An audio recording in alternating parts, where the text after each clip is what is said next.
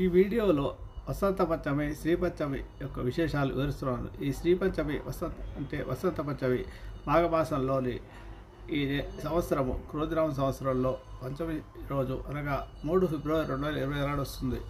ఈ విశేషాలు ఇక్కడ వివరిస్తున్నాను. Lakkaraju Muralidhar Rao astro and remedies ఛానల్కు సబ్స్క్రైబ్ చేసుకోండి. ఓం శ్రీ గురుభ్యో నమః. ఓం శ్రీ మహాగణాధిపతి అందరికీ నమస్కారం. ఈ వీడియోలో వసంత పంచమి శ్రీ పంచమి యొక్క విశేషాలు తెలుసుకుందాం.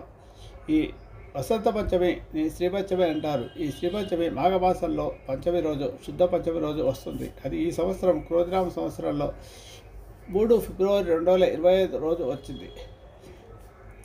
మాఘశుద్ధ పంచమిని శ్రీ పంచమి అంటారు. ఉత్తరాదిలో ఒరిస్సా, బెంగాల్, వంగదేశము ఇంకా అనేక ప్రాంతాల్లో ఈ పంచమిని విశేషంగా నిర్వహిస్తారు.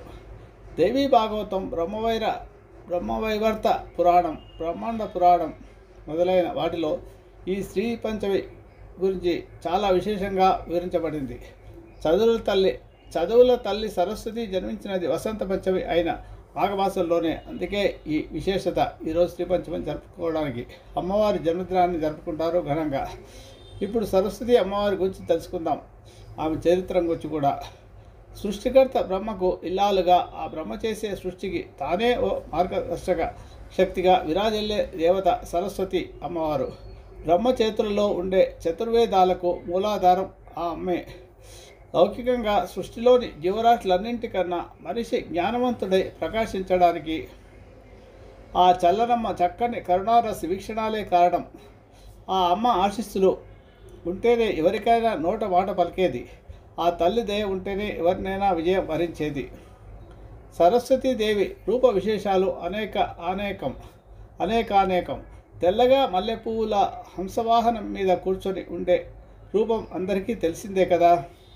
ఇది కాక సందర్భానుసారంగా ఆ తల్లికి ఎన్నెన్నో రూపాలు ఉన్నాయి. చేతుల సంఖ్య, ఆ చేతుల్లో ఉండే ఆయుధాలు కూడా మార్పుతో కనిపిస్తాయి. శుద్ధ విద్యాదేవి రూపాన్ని పరిశీలిస్తే ఈ రూపంలో 4 చేతులతో విరాజిల్లుతుంది అమ్మ.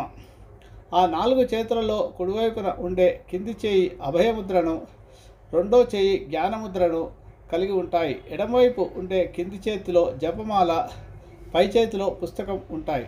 ఎంతో ప్రసన్నంగా కనిపిస్తూ ఉంటుంది ఈ అమ్మవారు తల్లి. వాక్కుకు దేవత అయిన సరస్వతి ప్రస్తావన ఋగ్వేదంలో ఉంది. అలాగే మన సంప్రదాయాల్లో మహాకాళి, మహాలక్ష్మి, మహాసరస్వతి అనే 3 శక్తులు ఉన్నాయి. ఆ ప్రకారంగా చూస్తే సరస్వతి మహాశక్తి స్వరూపిణి. మహాసరస్వతి అమ్మవారికి 8 చేతులుంటాయి. చంద్రకాంతితో సమానమైన దివ్యకాంతితో మహాసరస్వతీదేవి శంభుడు అనే భీకర రాక్షసుడి సంహారం కోసం అవతరించింది. తన చేతిలోని కమండల జలాలతో ఆ అసురుడిని అంతం చేసింది. ఇక చదువులకు రూపం సరస్వతి ఎలా అయిందో చూద్దాం. సృష్టిలో ఉన్న చదువులన్నీ, ఆ చదువులకు సంబంధించిన పుస్తకాలు, కాగితాలు, కళాలు వగైరా వస్తువులన్నీ ఆ అమ్మకు ప్రతిరూపాలే. అందుకే చదువుకునేటప్పుడు నిశ్చల బుద్ధితో, ఏకాగ్రత దృష్టితో చదవాలి. చదవడానికి ఉపకరించే వస్తువులను ఎంతో పవిత్రంగా చూసుకోవాలి. అప్పుడే ఏకాగ్రత ఏర్పడి చదువు మనసుకెక్కుతుంది. భవిష్యత్తు బంగారుమయమవుతుంది. శ్రీహర్షుడు విద్యాది దేవతను వర్ణించిన తీరు ఎంతో గొప్పగా ఉంటుంది. చదువులమ్మ కంఠభాగంలో గంధర్వ విద్య, త్రివళులలో త్రయీ విద్య, కటాక్ష వీక్షణాలలో సాహిత్య శాస్త్రాలు, నాభి ఉదర భాగాలలో అవిచార క్రియలు ఉన్న అథర్వ వేదం, చరిత్ర, శిక్షాశాస్త్రం ఉంటాయని అంటాడు ఆయన. ఈ రూపాన్ని హృదయంలో ప్రతిష్ఠించుకుంటే సృష్టిలో సకల విద్యలు, శాస్త్రాలు ఆ అమ్మలోనే కనిపిస్తాయి అంటాడు ఈ మహానుభావుడు. చల్లని తల్లి అమ్మ సరస్వతీదేవి. సరస్వతీదేవి అక్షరాల కన్నతల్లి లాంటి చల్లని తల్లే. ఆ అమ్మను మనసులో నిలుపుకుంటే చాలు, నోటి వెంట సుశబ్దాలు శోభిల్లుతూ వస్తాయి. అంటే మంచి మంచి మాటలు, 10 మందికి నచ్చే మాటలు, మంచి పని జరిగేందుకు కావలసినన్ని మాటలు ఆ వాగ్దేవి కరుణతో వచ్చేస్తాయి. ఈ విషయాన్ని పోతన రాసినట్టుగా పండితులు అభిప్రాయపడుతున్న విషయము ఇక్కడ. తల్లి నిన్ను తలంచి పుస్తకం చేతన్ బోనితిన్ అనే పద్యం మనకు స్పష్టం చేస్తుంది. ఆ పద్యాన్ని ఇక్కడ ఇస్తున్నాను పూర్తిగా.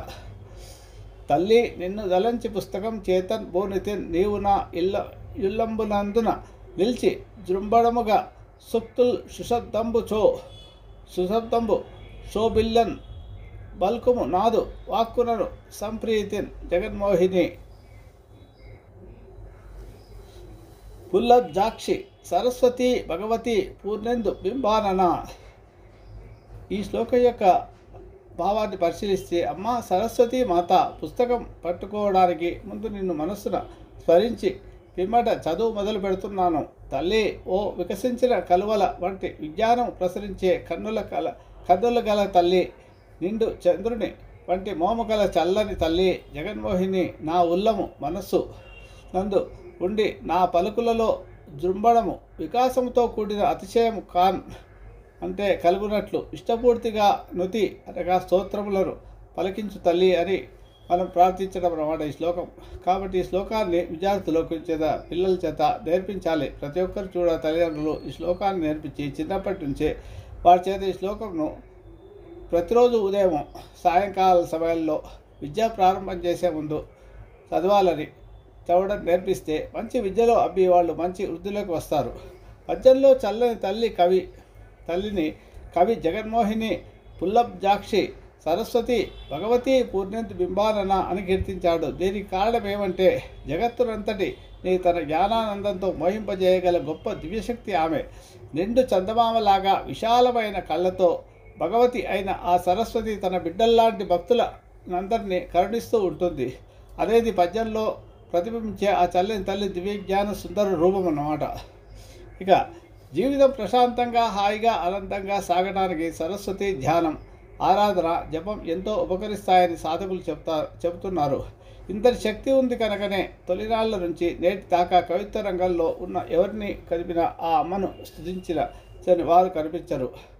అక్షరం ముక్క లేని వ్యక్తి మహాకవి కాళిదాసుగా వెలుగొందాడన్న, వ్యాస వాల్మీకాదులు భారత రామాయణాదులను రచించారన్న, యజ్ఞవల్కుడు పోగొట్టుకున్న విద్యనంతటి తిరిగి సంపాదించాడన్న, అదంతా సరస్వతి మాత దయ వల్లే జరుగుతుంది.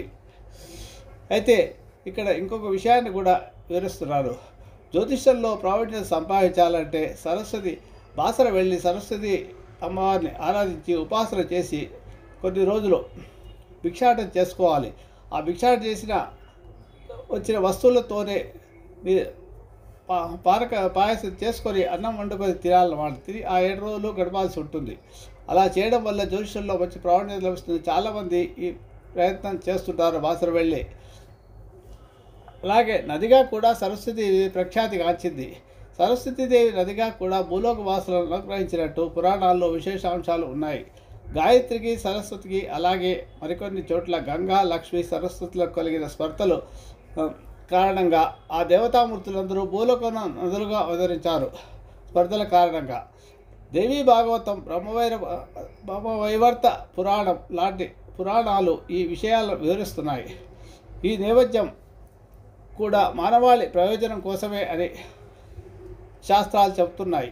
సరస్వతీ నదిగా అలా భూలోకవాసులకు ప్రయోజనం కోసం అవతరించింది. త్రివేణి సంగమంలో గంగా, యమున, సరస్వతి నదులు కలిసే చోట అంతర్వాహినిగా ఇప్పటికీ పూజలు అందుకుంటుంది సరస్వతీ తల్లి. ప్రవాహంగా మానవ లోకంలోని బాహ్య మలినాలను తొలగించినట్టే చదువుల తల్లిగా మనసులోని జడత్వాన్ని పోగొడుతూ మహాశక్తి స్వరూపుడిగా జ్యోతులు అందుకుంటోంది చదువులమ్మ.